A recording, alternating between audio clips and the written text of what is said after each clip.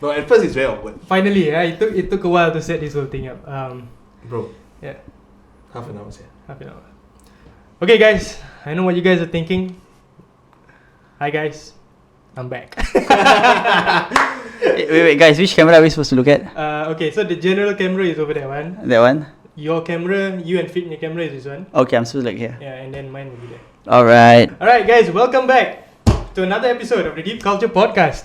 So I'm back. Fali's here. Fali's the host once again. And I got my favorite co-host, actually my only co-host right now. That was back as well. So On a Saturday, he volunteered. Purely voluntary. Is it? Yeah. So it's been a fun week. I think I've gotten a lot of feedback from last week's interview with Firdaus. And a lot of the comments were saying that you were good. That's why I decided to invite you back. thanks guys. So if he wasn't good, you would have kicked him out, right? Probably. But anyway, I haven't introduced What you. are friends for, right? What are friends for? So this here is Firdaus as well. So we got a double Firdaus today. And I was gonna cut him out first until introducing him later, but well, he's spoken, so here he is now. Yeah. Firdaus is a close friend of ours. Basically, we all belong to the same Primary school. group. And It's okay if we don't remember. yeah, it's okay. Here's the interesting thing about Firdaus.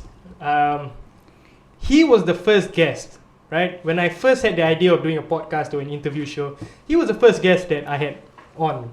And that was almost exactly a year ago, right? Roughly a year ago, I think. Yeah. When we had that interview. And in that interview, I interviewed him about his life because he has a very unique journey in his life. He has fought back from cancer. He has come back from cancer, leukemia. And on top of that, he's also brought more light and more life to children who have also encountered the same sickness as well. And it's amazing what he's done since his comeback. And in that interview, I covered most of that parts on how incredible he is as a human being. So I'll be dropping that as a bonus episode midweek later on. But for today's episode, what I want to cover on Firdaus is that I want to touch on the case of fatherhood. Because as we all know, last week was Father's Day, right? Last Sunday. That's right. I know it was supposed to be last week when we released the podcast, but it was all about me. So anyway, this week I thought we'd focus on fatherhood. And although you're not a father yet, Not yet. but you do have something unique in terms of how fatherhood plays a part in your life, I feel. Right? So please join me in welcoming Firdaus to the Deep Culture Podcast. I think that's the part where we supposed to clap. Hey! Cue sound effect. Cue sound effect. Alright, so Fadli and Frit, thank you very much for having me here. Thank you. Congratulations on being the new co-host for Fadli's Deep Culture Podcast, Frit. I looked at the video last week and thought he has really strong arms. Look at it. Let's not go beyond the arms. Very, very macho. But of course, Fadli, with his man bun, he looks very handsome and looks very nice. But on the other hand, I think. Are we sure you're talking about the right topic? But first, I'm just trying to acknowledge our host and our co-host. My name is Firdaus. Thanks for having me here. The topic is fatherhood, right? Yes. Disclaimer: I'm not a father yet. Inshallah, soon to be. Right. So what I'll be speaking on is how my father has nurtured me, and also the story of losing my father, and then now I'll be coming from the angle of becoming a father. Hey, you heard it first. So these Like, three. just probably give a whole agenda of what's gonna happen today. Yeah. So save that for us, lah. Okay? Yeah. So I break it down for you guys, lah, and for the viewers, it's three components. The role of my father, losing my father, and then becoming a father. Right. So I think that segmentized the whole episode. Perfect. So in a nutshell, of course, I will start off with my shorts. I'll just summarize my story first, right? So my dad. Last year only I found out. I just have to say, I think somebody wants to be a co-host too, but just saying. Doing our job for us, David. Yeah, I mean, why are we even here? Actually, I was thinking the same exact thing. No. Like, hey, this guy like macam like who show ni? Hey, sorry. Okay, I didn't but- mean to hear it. Okay, let's go. Okay, let's go. So, tell us a bit about your backstory. So, my backstory is, I'll start with my dad first. He was born, supposedly he's born in 1927. Right, supposedly. If Ali can edit this video and to insert him, I'll give you a picture of my dad and me when I was young. He was born in 1927, apparently, in his IC. But, of course, back then during the years, we do not know if he was actually born in 1927. So, possibly he could be born in way earlier, right? Yeah. So, according to him, he was born in 1925. Okay. So he was brought up by a justice of peace back then. So the role of justice of peace is he's like a philanthropist, at the same time somebody who is able to do many things in the community. One of it is to be able to solemnize marriage. Is this in Singapore? Yes, back then in Singapore. So apparently he was a given away child, my dad. And then he was brought up by this justice of peace, and he was the youngest of 25 other siblings. Wow. He was the youngest of the other 25 siblings, right? So apparently when he was growing up, he was brought up in the notion that he is actually an Arab. Okay, but from the story that was given, he was told he is an Arab. But along the way, it was a journey of self-discovery. I'll tell you guys what race he actually is later on. Yeah. So the story is, okay, so he was orphaned at a very young age, brought up by a philanthropist, and then he grew up with 25 other siblings. However, when his adopted father passed away, his adopted parents passed away, all the inheritance were like disappeared, like kind of like shared. I don't know what happened to the inheritance. People took their portion, and he grew up with his elder brother during the Japanese war occupation. Yeah, at that point of time, he grew up during his teens, and then he was almost killed. He was almost killed by the Japanese soldiers. Oh. Right. Yeah, right. He was pretty much seen as a Chinese guy, right? So when the Japanese soldiers, the Kempeitai, is it the Kempeitai? I think it's the Kempeitai. Yeah, they pointed the bayonet right straight, point blank at him, and luckily his friend, prior to that, his friend told him, "Dola, wear your sarung. Quickly wear your sarung. And wear your t-shirt, whatever." So, and then he put on the songkok. So when he was sitting down in the living room, the Japanese soldiers kicked through the door. Went through the door and it's like saying, Chinese man. Is this Chinese man? This sorry for my dad lah. And then he said, my dad kept quiet. His friend, thank God his friend was there, and his friend told them, no, Malay guy, right? So after a lot of loud exchanges, and then they kind of like, okay, whatever, he's a Malay guy, we just leave him. So and then left, and then that was like his first encounter with death. Yeah. So How old was he?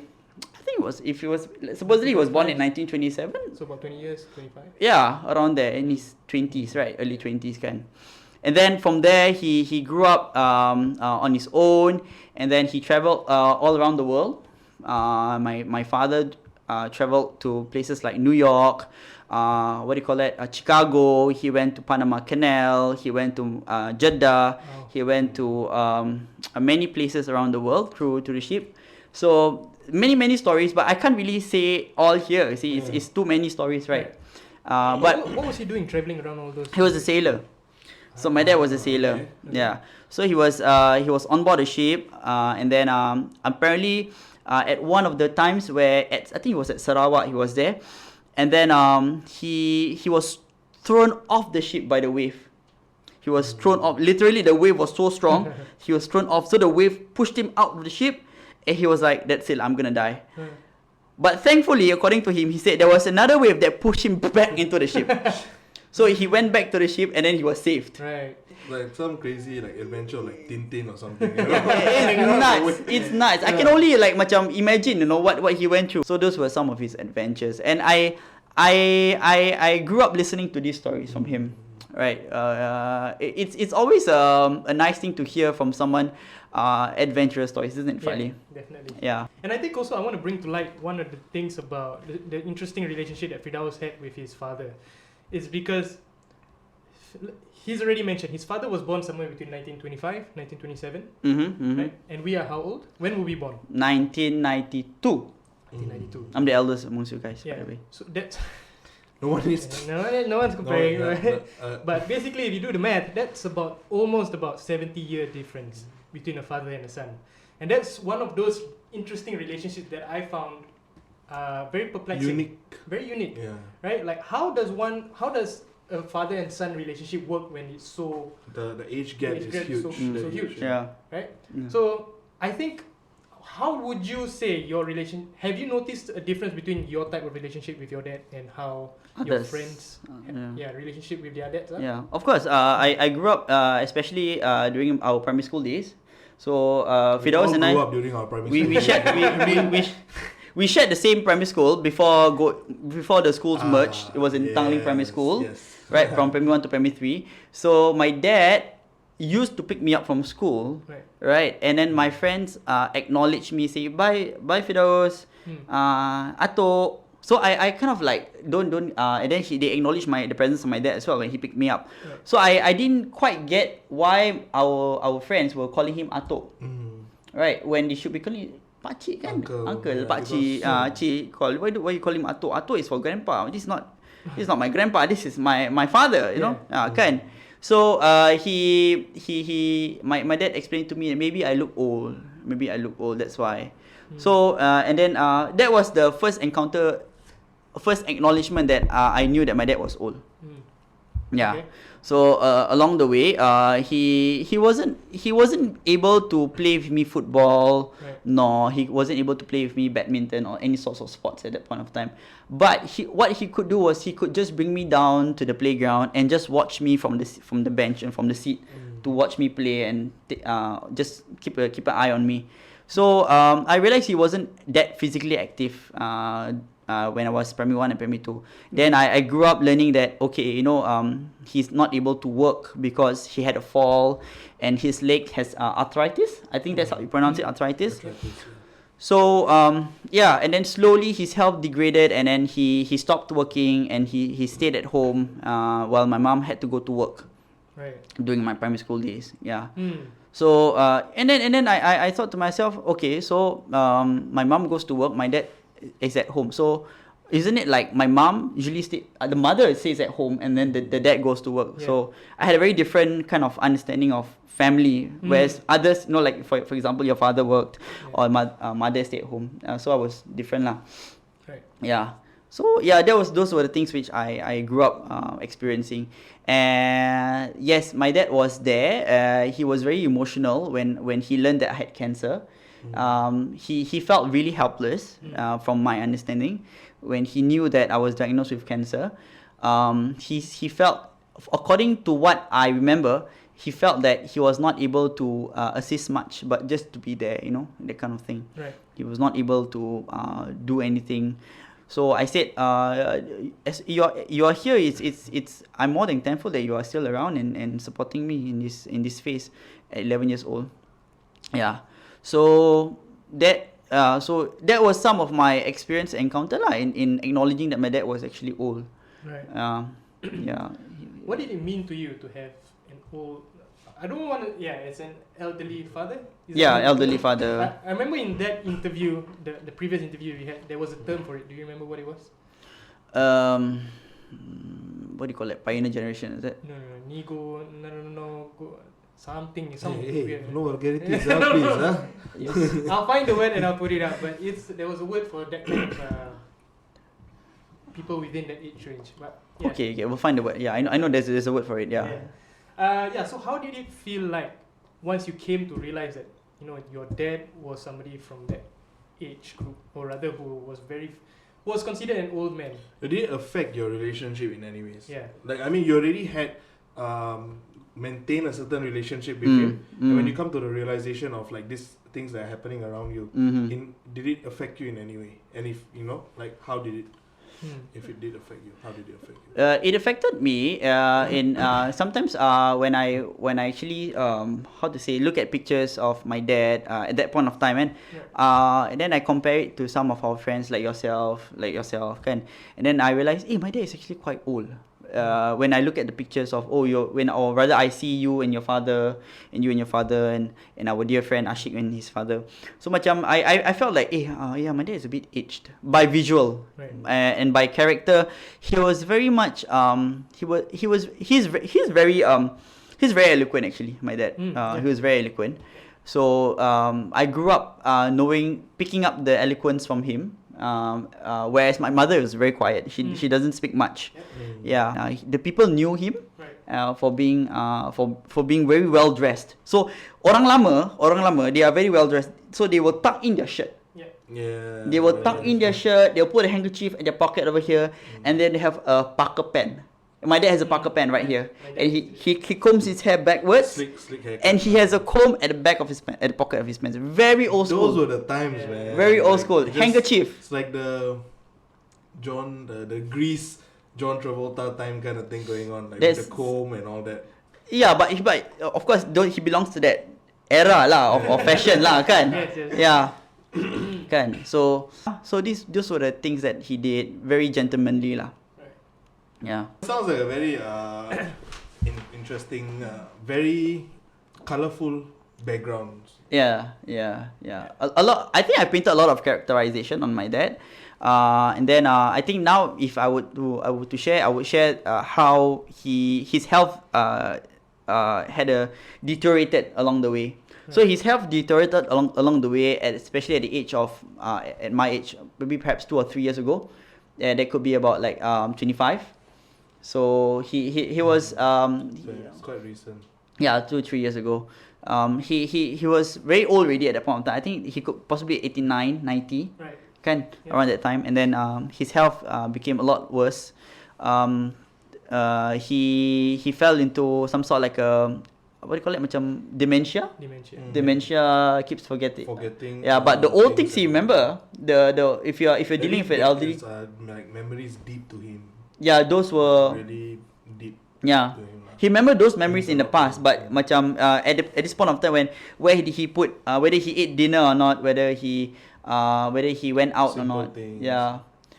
He even wanted to go out of the house. He said, "I want to go out." No, your leg is you can barely walk. You want to go out of the house. Yeah. Gotcha. So his health deteriorated, and then along the way, what happened was there just last year there were many times that he fell in the toilet. He slipped and fell, and then he had this occasion where he had this very sharp pain at his abdomen area. So it was very sharp pain, and then we went to the doctor, and then doctor scanned and said that there was actually some growths there. So they were actually like a fist size of a tumor. Whoa. Quite. Yeah. So we told ourselves, like, especially my mom and I said, you have to be ready for anything lah. Yeah. This was recently, right? Yes, it was last year. Yeah. So I grew up. I at that point of time I learned that he was going to go off soon. Right, knowing that this diagnosis and he was at his end stage. The doctors offered 2 options, whether you want to operate it or you want to leave it. I say no, there's no way that I'm going to go for operation. And then the doctor said, if you go for operation, it's good because you get to remove the problem, you get to remove the tumor. But however, we did complications. yeah. Right? However, the anesthesia department advised that no, because of his age at 89, he couldn't do that. Right. So that's out of the question. That's basically. out of the question at that point in time. So I told my mom, maybe this is a sign that we should keep him and give him the best care that we can. So my mom and I we focus our time and our attention on him, traveling back and forth, hospital, home, nursing home, hospital, home. Those were the trips. Right. Yeah. So yeah, it was hard because juggling work, juggling your responsibilities to your parents, and then after that being sad and taking all this in, it was emotional turmoil lah. Yeah. And then at this point of time, you were already working, right? Full time as well. Yes. Right. So for me, it's like last year we were 27. As a 27-year-old, right? I would think that for most of us as 27-year-olds, those who are married will probably still, they might still be living with their parents. Those who aren't married will definitely be living with their parents. For you at 27-year-old, you were already taking on the responsibility of holding your family together. That's the way I saw it. That's the way I think you shared it with me as well. Like, you were paying for the bills, you were taking responsibility of your father's health, you were taking care of your mother, everything in the household that you were taking care of. That's a heavy responsibility for a 27-year-old, in my eyes, right? Not many people in that age group will be doing that. I do take care of his cleanliness as well. I shower him, I bathe him, and get food for him. But I would say that I don't complain at all. This is by default. I have what I have to do. Ever taken its toll on you? Like, in a way, have you ever like sat down and maybe think that this was too much for you?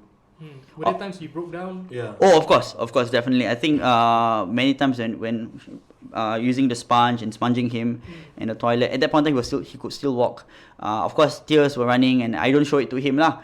And after that, when making sure that when he's showering, giving him the best care, giving him the best soap, making sure that all his his hair is not the soap doesn't get to his eyes.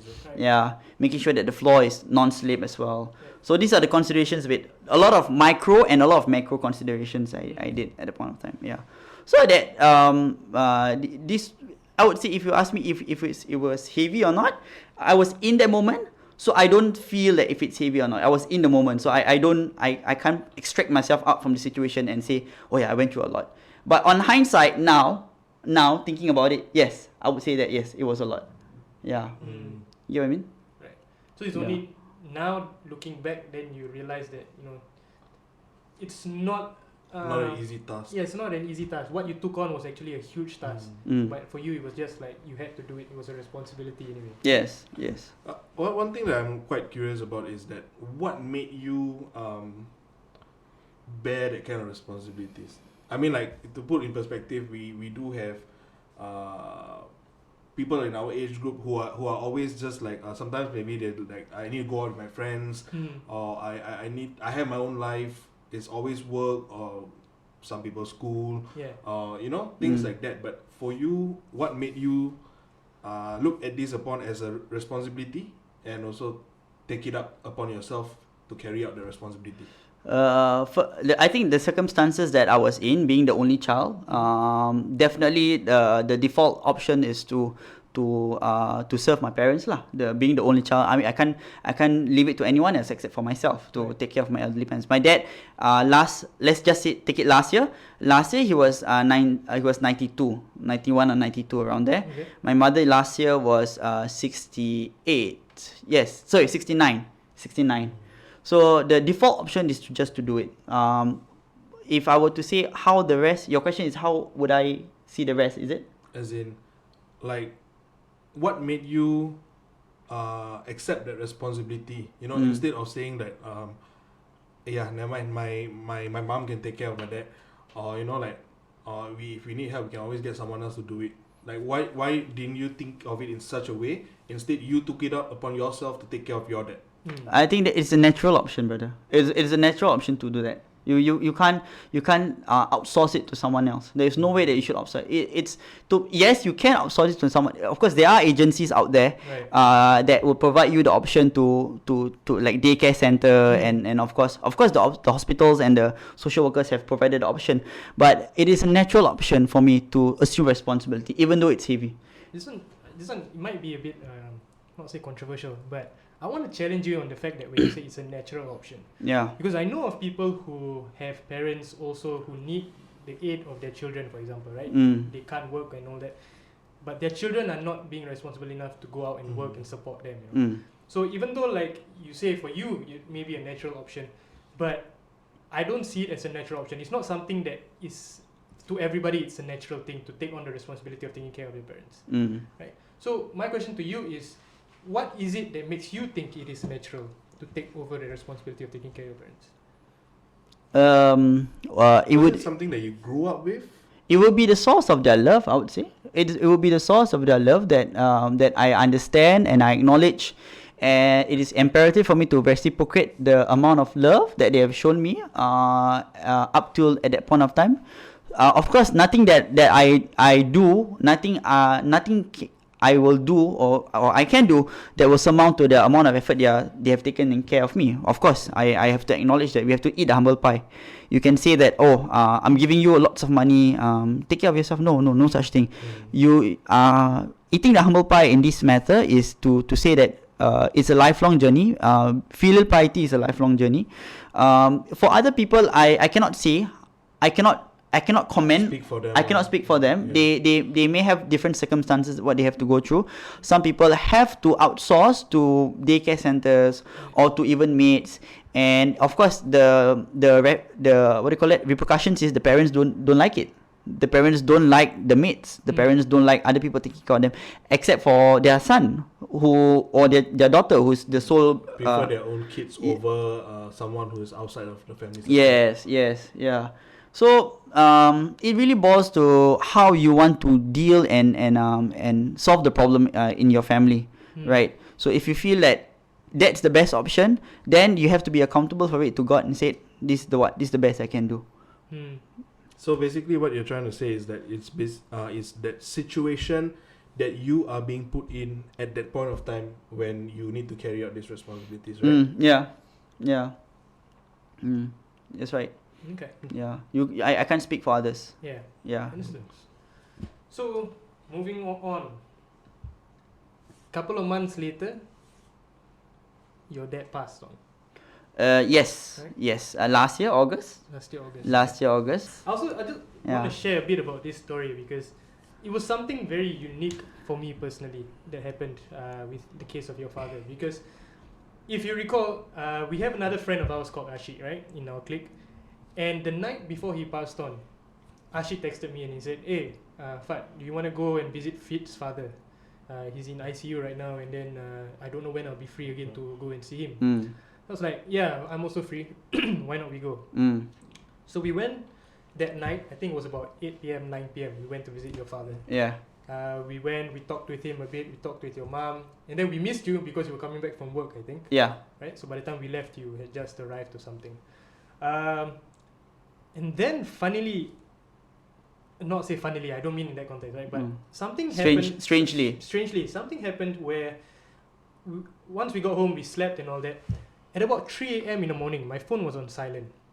3 a.m. in the morning, phone on silent. I just woke up. I don't know why. I really couldn't remember. For whatever reason it was, I just woke up. And then after that, I just turned to my left because I was sleeping, right? So I turned to the side. Then I saw my phone was lit up. And this was on silent mode, so I couldn't hear anything. It was probably buzzing, but it was a distance away. But I saw my phone lit up. And then that was your phone call. And it was you. Oh my God. So I picked it up and I was like, "Hey, Fit, what's up?" And then you were like, "Bro, it's happened. My father has passed on." Yeah. And for me, it's like, first thing that after the whole conversation, first thing that hit me was, what made me wake up? Yeah. You know, and Strange the thing enough, was, yeah. it was just nice. Timing was just there. Yeah. Yeah. And I think it was the same for, you were awake as well? I went to sleep a bit late, I still remember. Yeah. But then I think it was the buzzing. And then I'm not someone who wakes up very easily, but I think it was the buzzing, and it just happened to wake up. I see your name. I think this fella cannot be calling in the middle of the night, like 3 a.m. for no apparent reason. Yeah. So I picked it up, and then you told me the news. And I think it was the same thing because I think when I talked to you, you also said that you had spoken to Ashik as well. Yes. Right? Yeah. So even Ashik was awake, which to me was something quite extraordinary because this was at 3 a.m., 4 a.m. in the morning. And we are all, again, I wasn't working, but I think you guys were working. Yeah.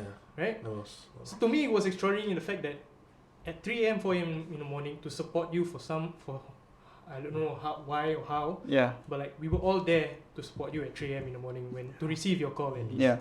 So that was something very interesting. But the second thing that I learned from this experience was how quick people can go in our lives. Like it was 1 just minute, 4 hours ago, 4 or 5 hours ago, I just visited your dad right there. You know, and I didn't expect it like that would be the last time I see him. I didn't expect that would be the last moments I had with him. You know what? Yeah. I will tell you something honestly. I was very upset with him and Ashik. Why? I was very upset. Here we have it. Yeah. I was very upset. Now it feels like it's world star hip hop. Yeah. You know, like, I was very upset with you and why? Ashik Why? because Why? they have not come to see my dad and me. Uh, I was very upset. You told him. You told. I No, told you. I didn't. I don't think he knows it until like now. Yeah, I told him. I told. I didn't tell. I told him. Say. Tell Ashik and tell Fadli and Ashik that come and see Firdaus. But I didn't express my disappointment to both of you. I did just I never. put in a I did. brief message. Just Yeah. say go and see him as soon as possible. I told whenever him. you all can. Yes. Yeah. Yes. You know. So it's just my character. My character is I'm very peaceful outside, Right. but inside I will burn. It's like a, Yeah, that's me. That's me. I will like, oh, Yeah. never come and see me. Where are you? it's Yeah. like a small child who, if you can't get his cotton candy, will just burn the whole house down. You know that kind of thing. Well, that's what you think. True enough. Okay. Oh, I heard that someone told me that my star sign inside there's like star and moon sign. I can't remember. Someone said that you are Aquarius by your date, but at that point of time when you the moon, I don't know. Somebody said that your moon it's Leo. Somebody told me. One of my friend, but the Moiz, he told me I was Leo. So I think the characteristics of Leo is like, oh, never come but by God's grace, both of you came down. Both Ashik and Fadli came I down. think it's just it's meant to be lah. They were meant to see him. Yeah. What was it like though, at the age of 27, to lose your father? Because that is something I can't quite fathom. Mm-hmm. So I just, from your perspective, how did it affect you? What were your feelings at?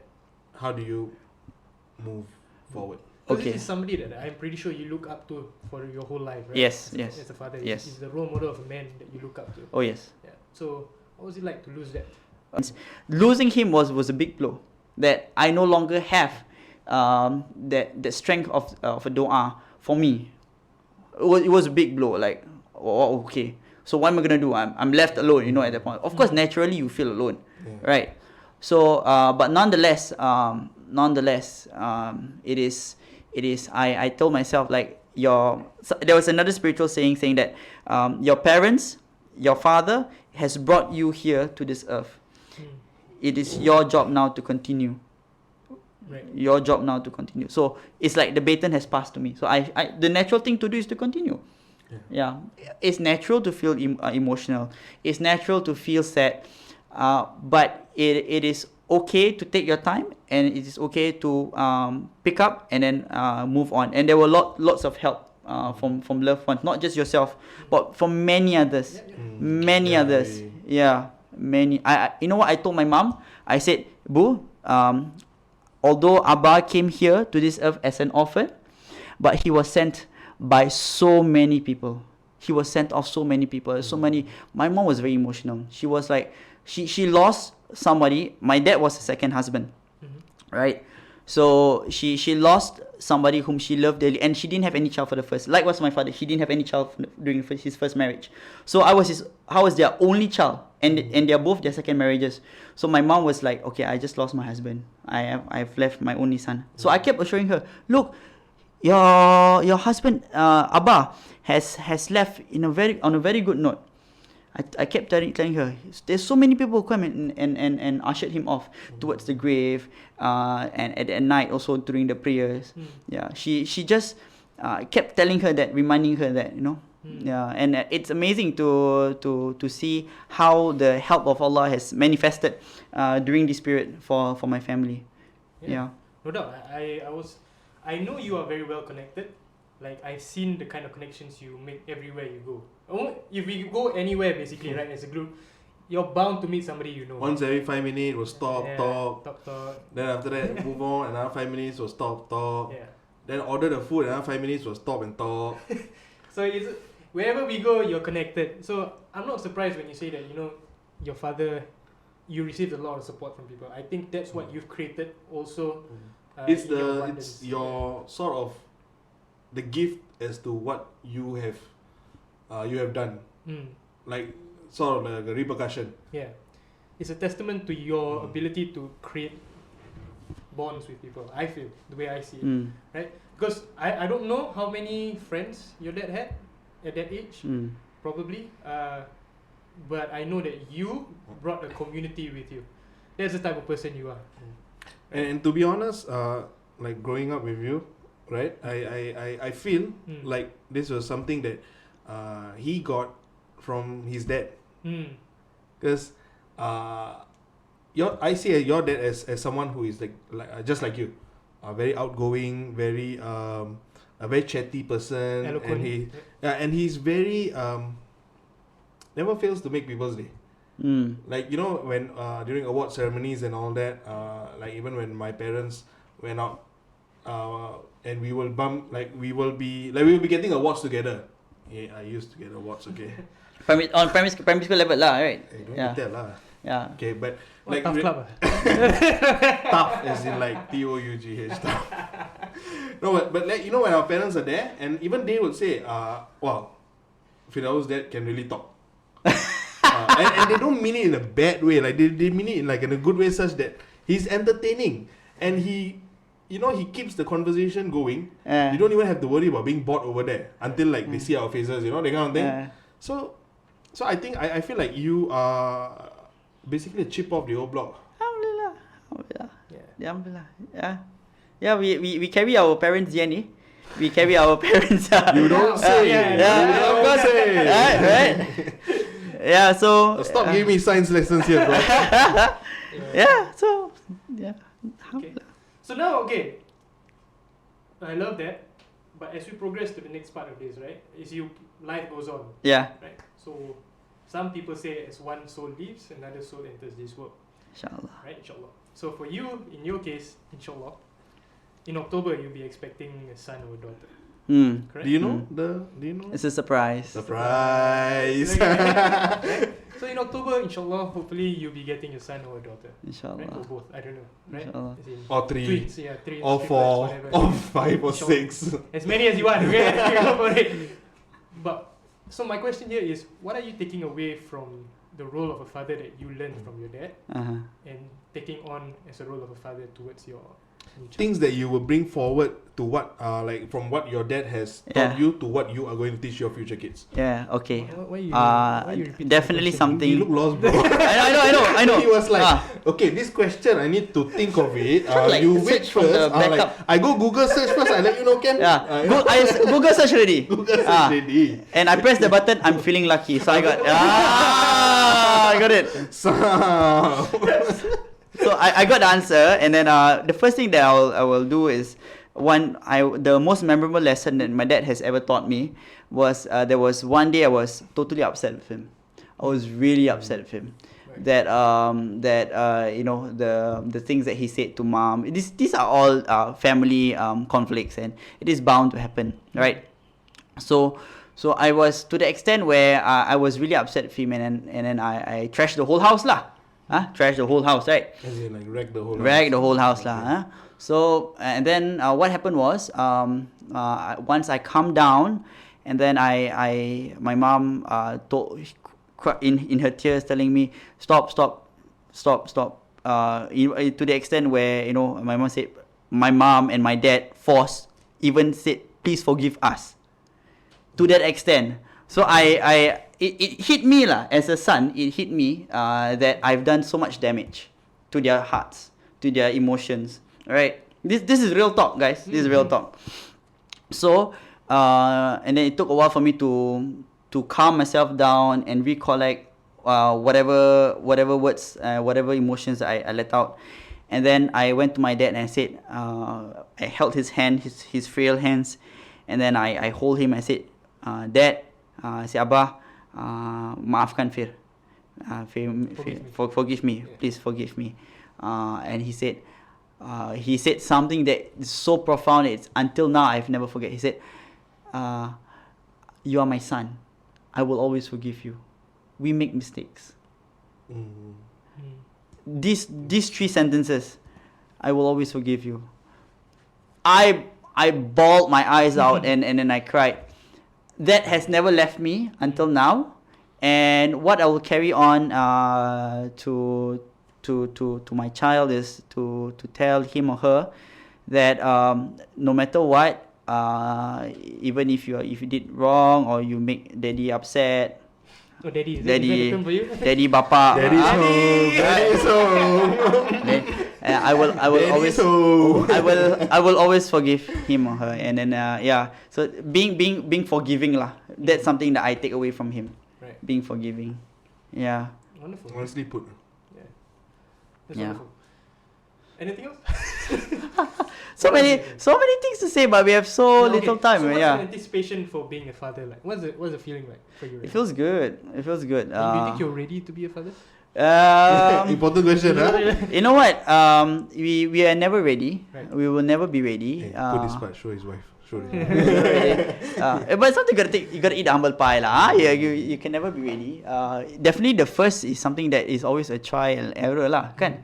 The first child is always try and error where you don't know. Not in terms of conceiving, but no, guys, come on. It's not. You know what? Just shut this episode down. No, it's not that. In case you don't know, when I upload this, I have to click whether it's clean or explicit. I have to select either one. So it just went. For clean to No. explicit. It's a trial and error in terms of parenting. Guys! Okay. Sorry lah. We all make mistakes. Yeah. Yeah. At the end of the day, we are all still bros. We make mistakes. We have to be forgiven. Forgive you. See, this is your first test Always. towards being a father. Can Can you forgive us? For you guys, can I say no?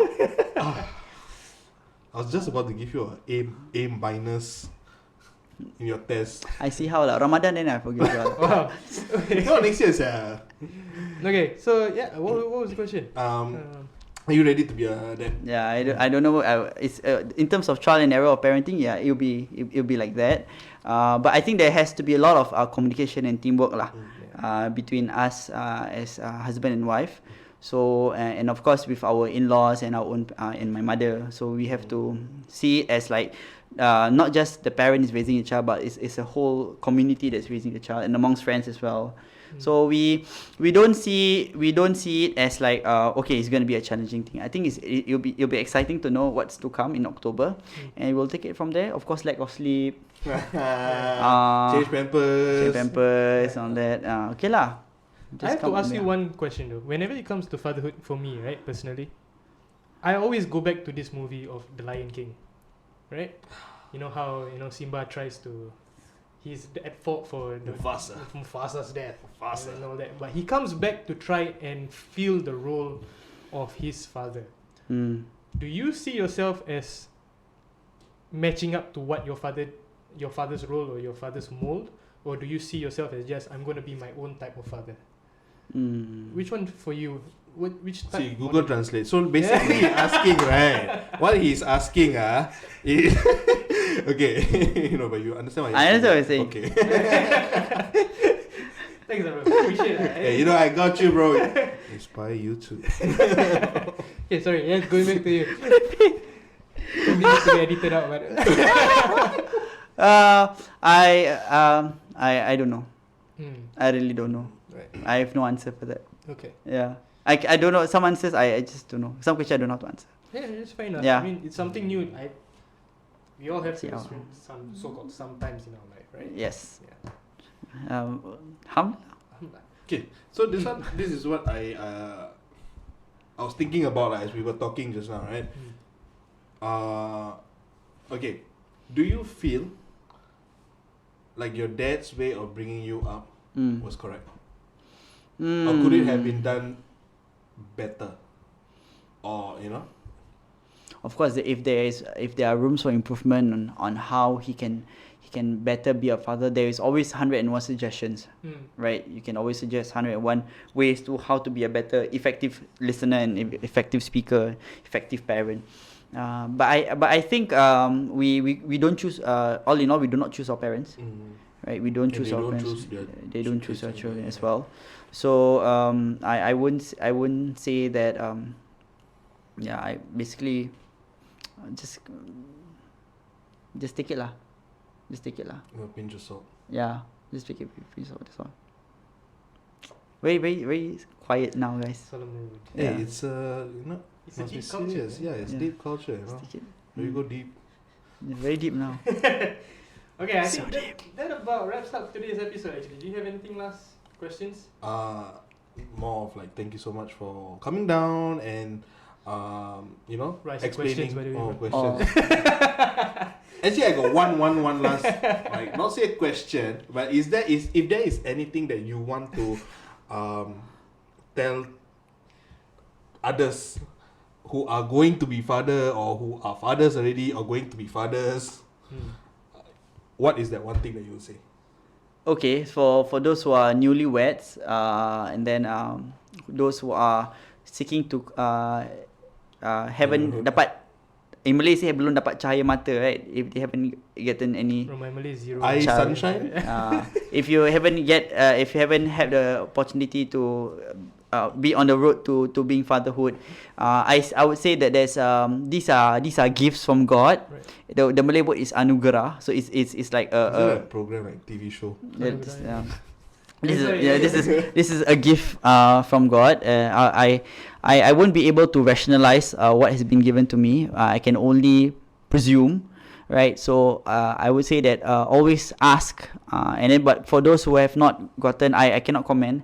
I pray for everybody that for those who are still trying and to always ask from God, and in God's time and in God's willing, we will see that God never fail us. Right, well said. Love it. Right? Yeah, nice.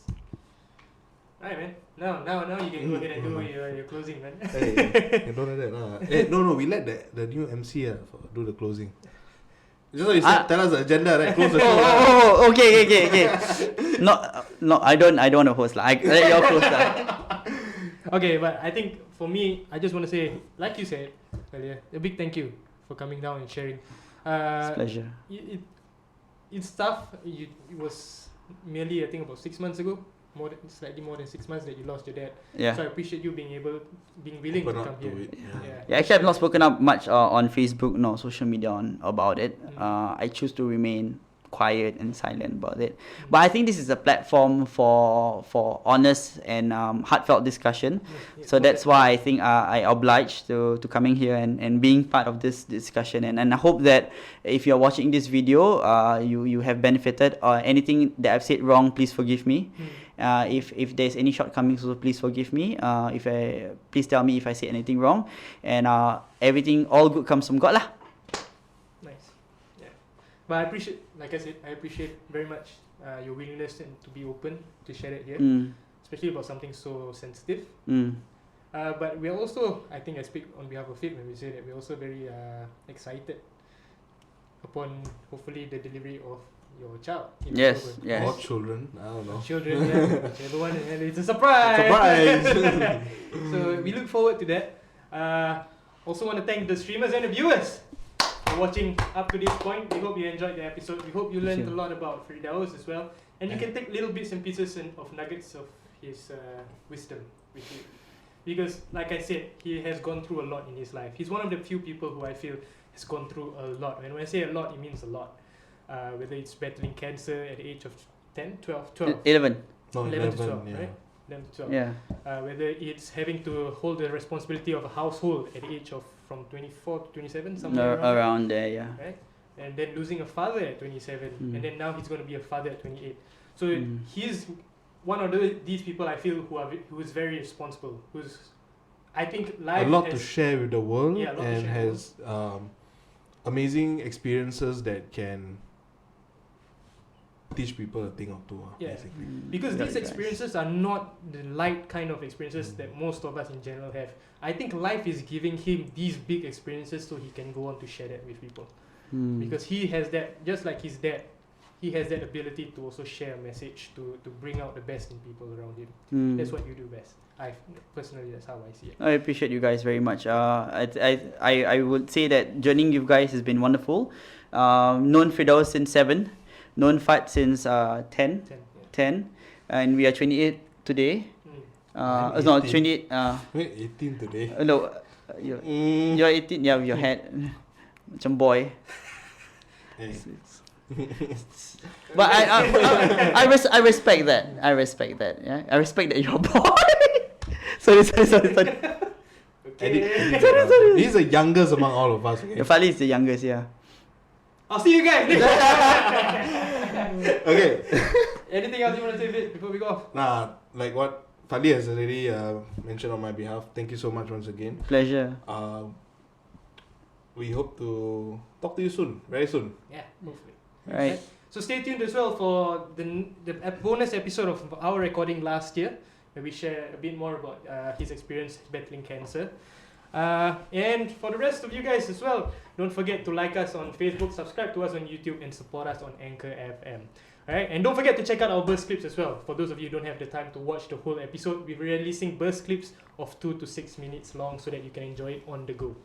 Alright, so with that, I think it about wraps it up. That's about it. Oh, and join our Facebook group. I forgot to mention that. Damn it. I forgot to mention that. Join our Facebook group, right? Links are all over on our different social media platforms. Instagram, Facebook, YouTube, right? So go and do that. What is the Facebook group? Maybe you can tell us a little bit more about the Facebook group.